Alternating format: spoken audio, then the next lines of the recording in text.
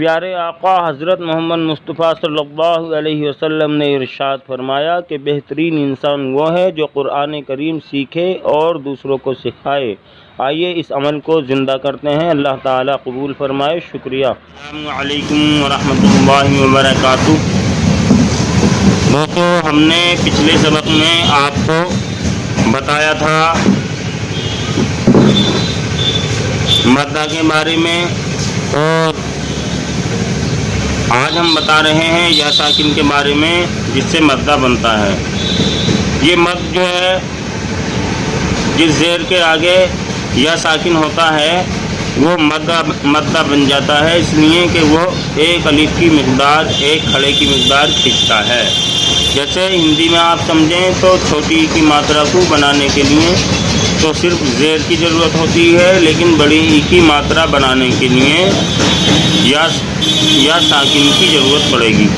تو آپ اسے یہ سمجھیں کہ یہ جیسے ہندی کے اندر بڑی ای کی ماترا کا کام کرتا ہے، زیر کے آگے اگر یا ساکن آتا ہے تو میں اسے پڑھ کر سنا رہا ہوں، اسی طرح سے اتنا ہی یہ کھینچے گا۔ یہ آپ یہ مانیں کہ یا ساکن لگنے کے بعد یہ بڑی ای کی ماترا بن جاتا ہے۔ تو ٹھیک ہے، سنیے۔ ای بی ٹی سی جی ہی سی دی ری ری زی سی شی سی ضی سی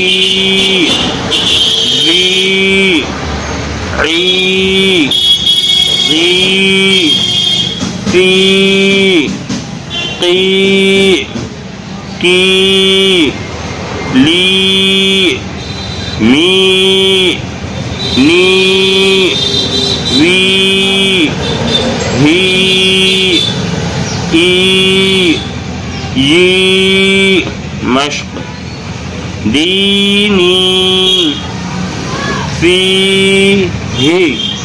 دیکھو یہ بھی ای کی ماترا بنا اور یہ بھی، لیکن یا ساکن آنے کے بعد یہ بڑی ای کی ماترا بنا، اور یا ساکن نہیں ہے تو یہ چھوٹی ای کی ماترا بنا۔ غور کریں۔ فی ہی ارینی ارینی کتابی کتابی۔ زبر کے آگے الف آنے پر یہ کھینچتا ہے، اور زیر کے آگے یا ساکن آنے پر یہ بھی کھینچتا ہے۔ کتابی اجیبو، یہ کھینچ گیا۔ اجیبو یواری یواری مفاتیح۔ جب زبر برابر میں دونوں نہ کھینچنے والے ہوں، ایک کھینچنے والا بعد میں اگر ہو تو برابر کے دونوں زبر ایک ساتھ ہی پڑھیں، الگ الگ نہ پڑھیں۔ مفاتیح را، اب یہاں پر اسے روکیں گے، را کو اوپر راضی کر کے نہ روکیں بلکہ را کر کے ہی روک لیں۔ رازقین رازقین، اگر ہم راضی کر کے روکیں گے تو جا کے کھینچنے کا اندیشہ ہے۔ رازقین، اب یہ چار بول۔ عبادی عذابی تماثیل مقادیر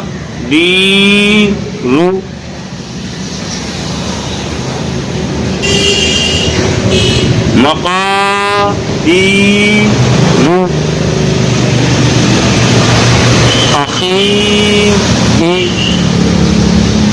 اخی ہی بنی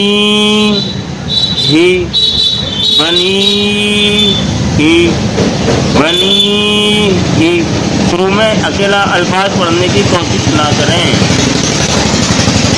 اسی طرح سے چھوٹے او کی ماترا بنانے کے لیے یعنی پیش او کی ماترا ہوتا ہے اور واو ساکن اسے بڑے او کی ماترا بنا دیتا ہے یعنی مدہ بنا دیتا ہے. ایک مد کھینچے گا, اگر یہ واو ساکن نہ ہو تو یہ کھینچے گا نہیں, او کی ماترا یعنی او پڑھا جائے گا. یہ اگر واو ساکن نہ ہو تو بو پڑھا جائے گا, لیکن واو ساکن ہونے پر یہ کھینچے گا.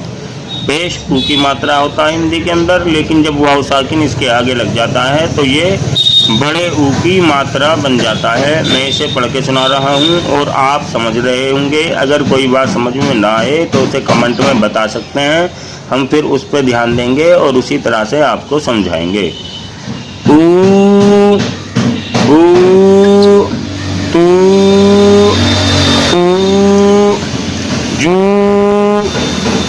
ہو خو دو یو رو زو سو شو فو وو او یو او غو فو او کو لو مو نو وو ہو او یو. اگر اس کے آگے واو ساکن نہ ڈال دیا جائے پیش کے آگے سے تو جیسے غین پہ پیش ہے تو ایک دم سے کیا بنے گا, وو او او اس طرح سے. اور واو ساکن لگا دیا جائے تو کھینچ کر بنے گا وو او او. میں امید کرتا ہوں کہ آپ اسے سمجھ رہے ہوں گے, اور اگر سمجھ میں نہ آئے تو پھر کمنٹ میں پوچھیں اور پچھلے سبق ضرور شیئر کر رکھیں. انشاءاللہ بہت جلد آپ پڑھنا سیکھ جائیں گے.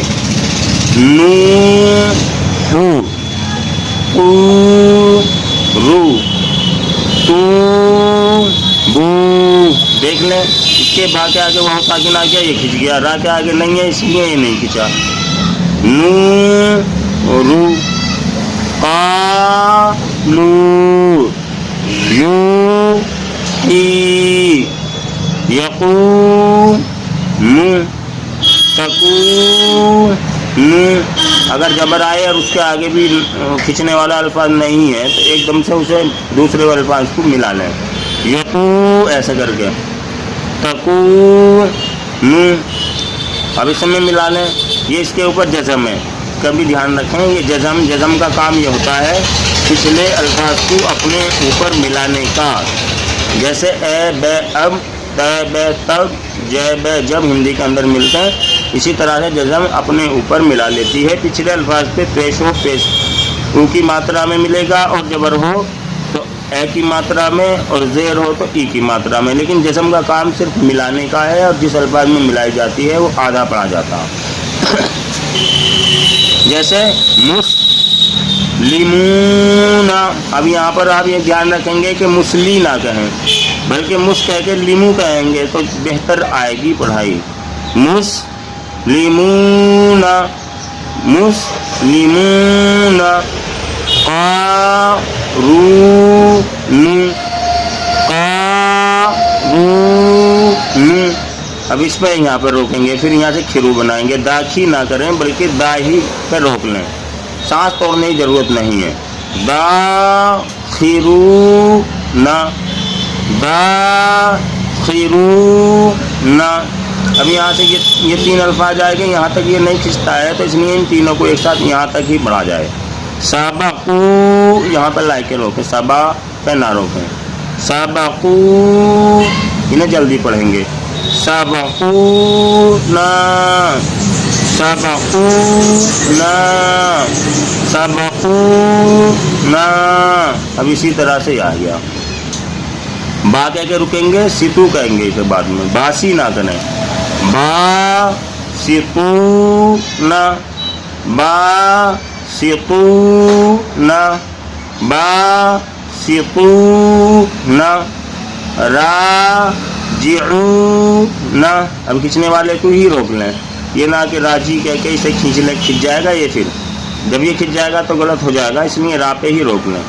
را جعو راجعون راجعون. اور جن کی پڑھائی آگے بڑھتی چلی جائے اور ان کے سمجھ میں آتی چلی جائے تو یہ الگ الفاظوں کو بھی ایک جگہ جوڑ کر پڑھنے کی کوشش کریں, کیونکہ یہاں پہ اگر ایک بول روکیں گے تو ان کے کھنچنے کا ڈر ہے. اس لیے آگے کو دو بول ملا کر بھی دیکھیں اس طرح سے. مسلمون قارون داخرون سبقونا, اس طرح سے کہیں, کیونکہ یہ بھی کھینچنے نہیں ہیں. اگر ہم نے عادت ڈالی انہیں کھینچنے کی تو قرآن شریف میں چلنے کے بعد آگے آنے کے بعد میں یہ پھر ہم کافی ٹائم ان کے ہی صحیح کرنے میں لگ جائے گا. اس لیے شروع سے ہی یہ کوشش کی جائے کہ الفاظ نہ کھینچیں. مسلمون قارون داخرون سبقونا باسطون راجعون. اس طریقے سے انہیں بیچ میں لے کے کوشش کریں, جیسے یہ ہمارے بیچ میں اور الفاظ ہیں تو اسی طریقے سے انہیں کوشش کریں گے تو انشاءاللہ آپ سے جلد آ جائے گا. اور پچھلے سبق پھینک دینا ہے. دیکھو یہ دنیا کی زندگی ایک نہ ایک دن ختم ہونے والی ہے, اس لیے یہ وہ کام ہے جس کا فائدہ انشاءاللہ دنیا میں بھی دکھائی دیتا ہے اور مرنے کے بعد تو اس کا فائدہ ہوگا ہی.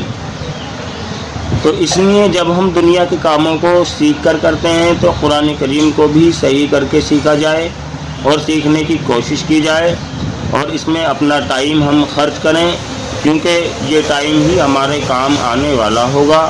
اب آپ دیکھ لیں آج کل کے ماحول کے اندر ہم یوٹیوب پر بھی ایک میں مثال دے رہا ہوں, اتنے چینل بناتے ہیں لوگ, ہم نے بھی بنا رکھا ہے.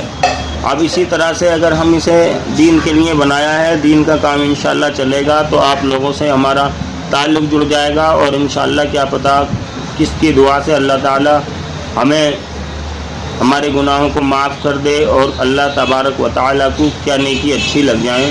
تو اس لیے دینیات کے چینلوں کو بھی آپ سپورٹ کریں, کیونکہ آج آپ دیکھ لیں کہ اگر کوئی دوسرے لوگوں کے دوسرے طریقے کے چینلوں کو آپ بناتا ہے تو اس پہ فوراً ویوز اور سبسکرائب لائک آتے ہیں اور وہ چند دنوں میں ہی فیمس ہو جاتا. لیکن ہم جب یہ جو بھی لوگ دین کے کام کرتے ہیں تو انہیں سپورٹ نہیں ملتا, اس لیے پھر وہ بھی دنیا کی طرف ان کا رجحان بن جاتا ہے. اس میں چینل بنانے والوں کی بھی کچھ تھوڑی یہ کمی ہے کہ جیسے ہم اس پہ کام کو کر رہے ہیں کہ وہ ٹکتے نہیں اور دنیا کے لالچ میں بیٹھ جاتے ہیں. تو ایسا نہ ہو, اسے آخرت کی سوچ کے لیے کریں. اور جو لوگ اسے دیکھتے ہیں, ہمارے چینل کو دیکھ رہے ہیں, تو ان سے بھی میری یہ گزارش ہے کہ دینیات کے چینلوں کو بھی سپورٹ کریں, کیونکہ آنے والے ٹائم کے لیے ہمارا ذخیرہ آخرت یہی ہوگا. دنیا کی کتنی بھی دولت اور کتنی بھی کامیابی ہو وہ ایک نہ ایک دن ختم ہو جائے گی, لیکن دین کی کامیابی انشاءاللہ یہ کبھی ختم نہ ہونے والی ہے اور نہ ہی ہوگی. اور اگر ہم اسے سپورٹ کریں گے تو ان کے حوصلے بڑھیں گے اور آگے کو وہ دین کے کام کریں گے. اور ہو سکتا ہے کہ اگر وہ دین کے کام کم بھی کریں گے تو لیکن کیا پتہ وہ اگر دینیات سے ہٹ کر کون سی لائن پہ چلے جائیں, کدھر چلے جائیں. تو اس میں ایک مسلم قوم کی بھی ذمہ داری بنتی ہے کہ اپنے دین کے کام کو آگے بڑھانے کے لیے دینیات کے چینلوں کو بھی سپورٹ کریں. تو میں آج اپنے سبق کو یہیں پر ختم کرتا ہوں. شکریہ. خدا حافظ.